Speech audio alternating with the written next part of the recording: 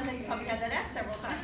But you've had lunch and you've kind of walked around. How many of y'all left the building to kind of get some fresh air or anything? Some of y'all did. Great, great.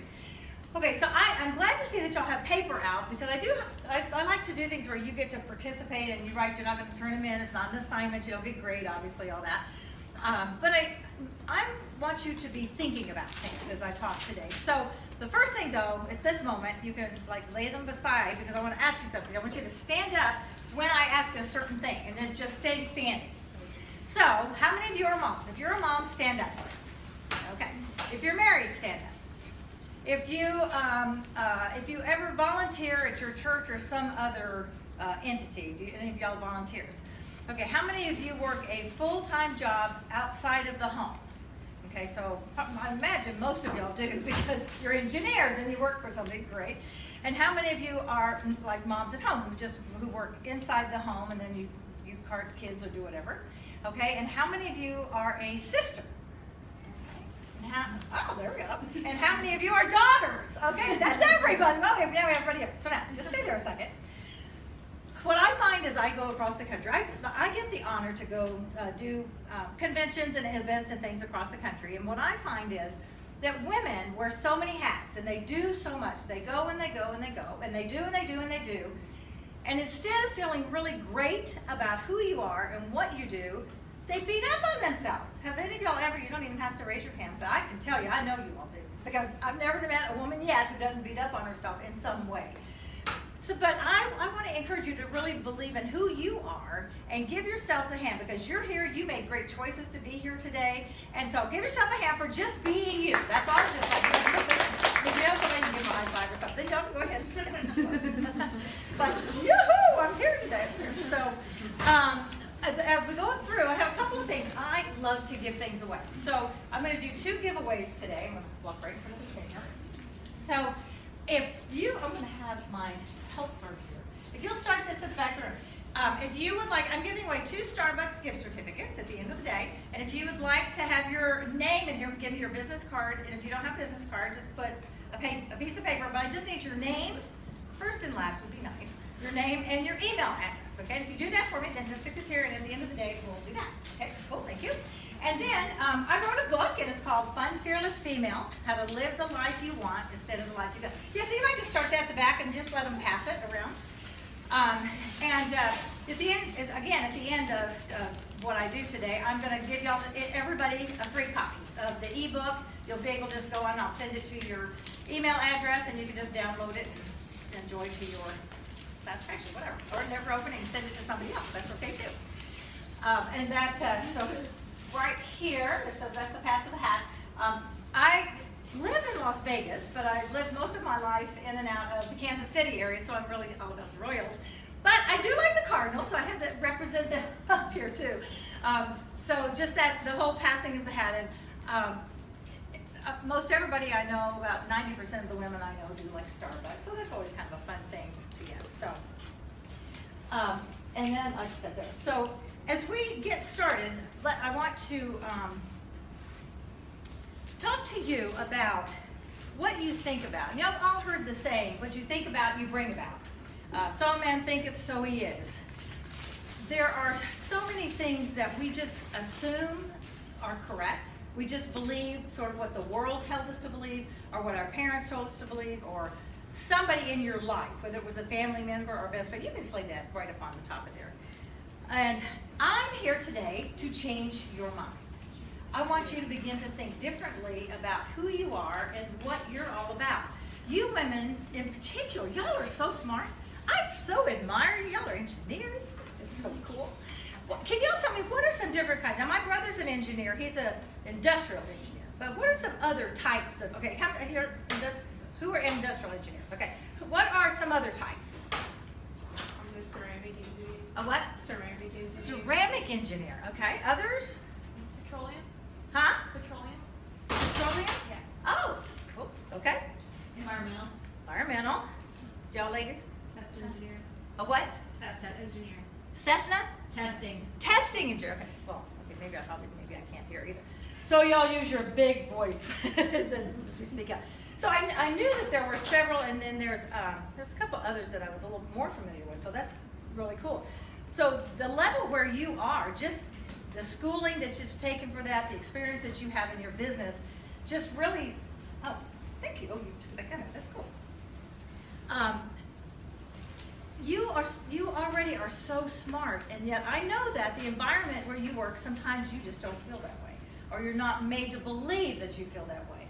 And has anybody ever had any just frustration in their life, feeling some of that competitiveness where it just kind of bogs you down? And I know it's out there. Most women feel that somewhere, somehow in the marketplace, in the work world. But I want to help you think differently about that. And really, it's not what anybody else thinks about you. It's not what the men think about you. It's not what those other people in your life have told you. It's really what you believe about yourself.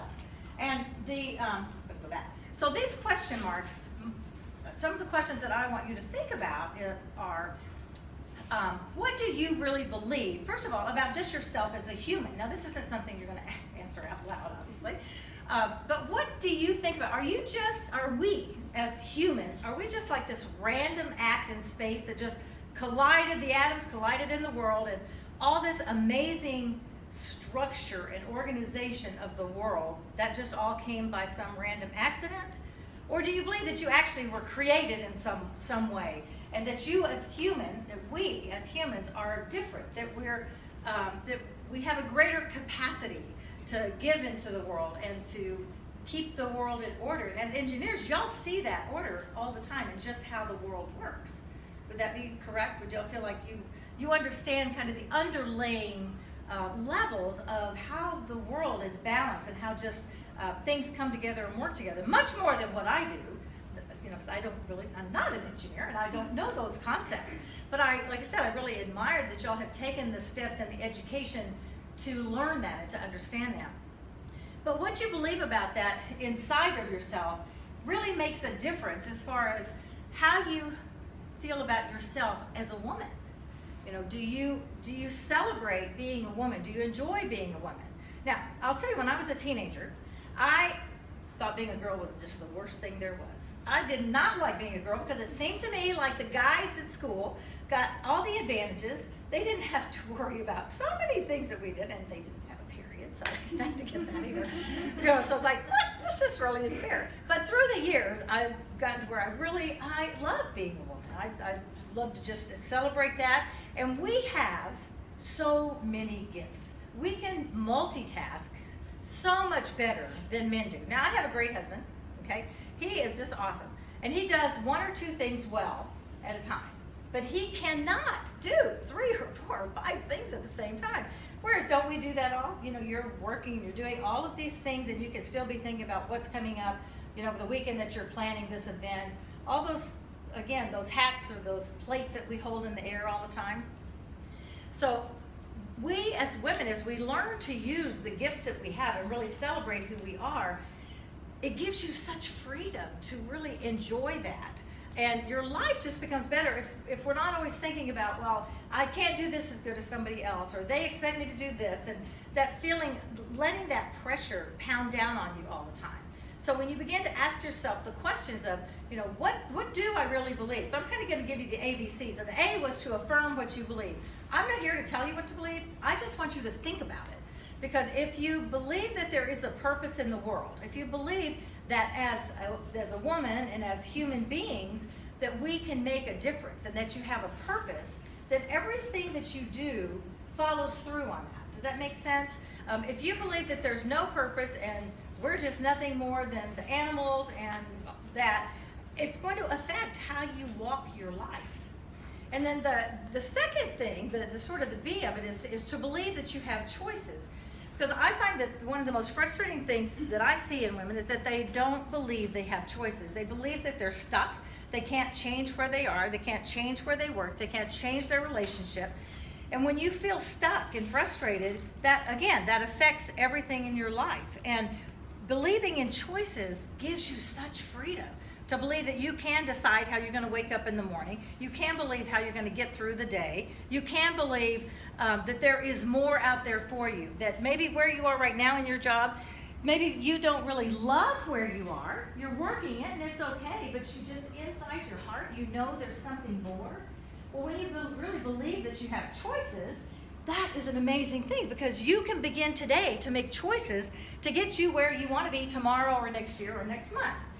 So our belief in our choices really determines it. I'm a Southern girl.